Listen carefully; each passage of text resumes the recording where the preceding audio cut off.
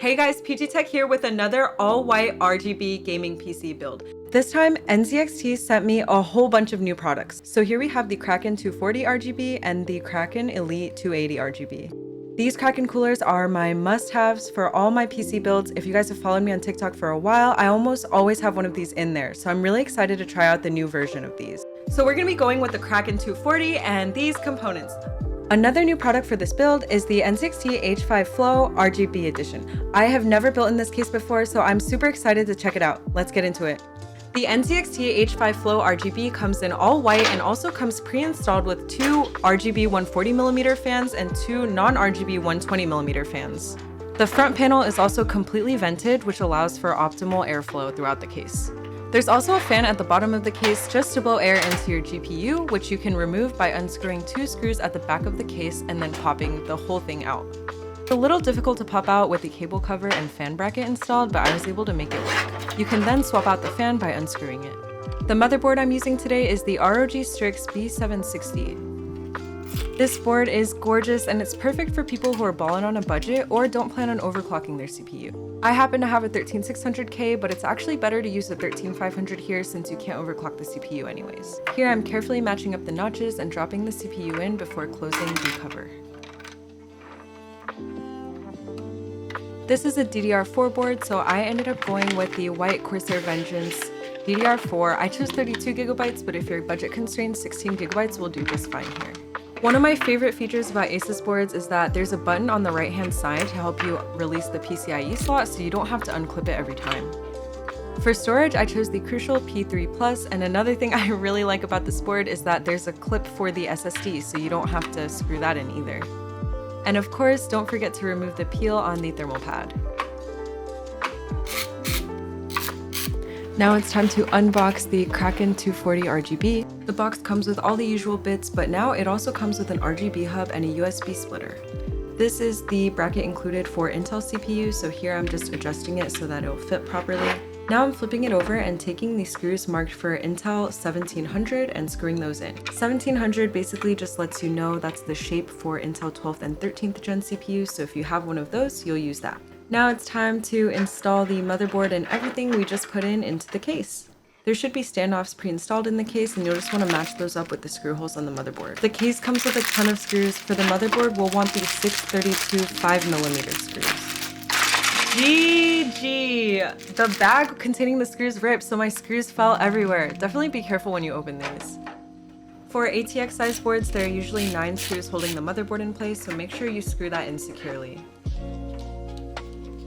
Now it's time to install the fans onto the AIO. I always take care to make sure the cables are facing the inside of the case so you can hide them more easily.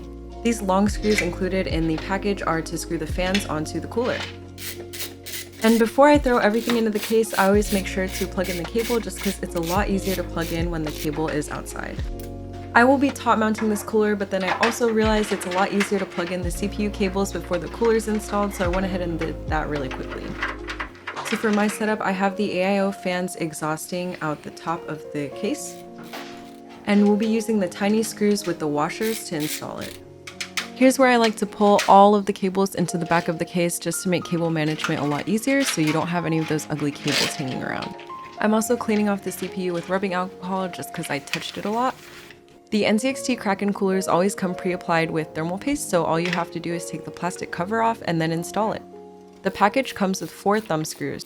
Make sure you lightly tighten them at first, in opposite directions, kind of like a star if that makes sense, before finally tightening them just to ensure that there's proper pressure applied on all sides of the CPU.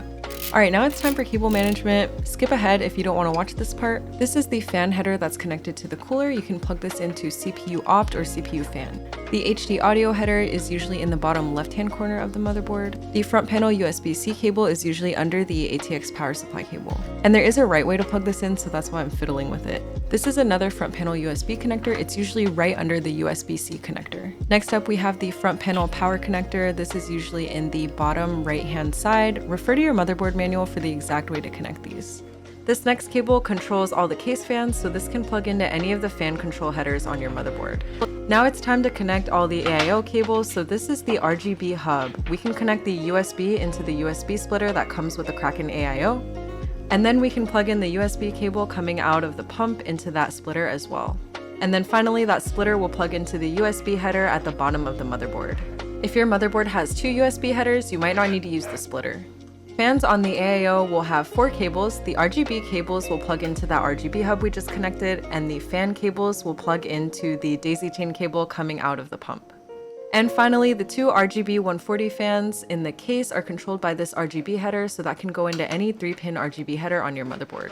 Next, we're installing this 600-watt gold power supply by Thermaltake. This is actually a semi-modular power supply, which I don't mind because I always use cable extensions anyways. We're going to want to make sure we install this with the power supply fan facing the bottom of the case so the power supply can breathe.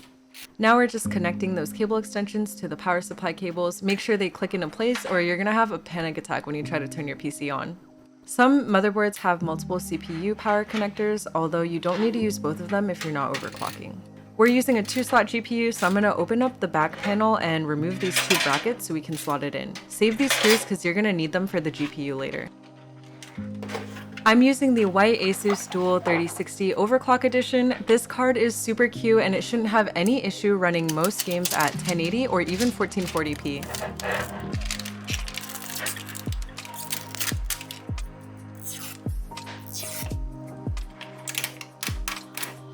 This GPU only requires one 8-pin power connector, and make sure you remove the cover on the PCIe before you try slotting this in. And don't forget to screw the GPU into place using the same screws we used when we removed the 2 side brackets. Now all we have to do is clean up all the cable management in the back and we'll be done with the build. This is by far the cleanest I've ever had my cables.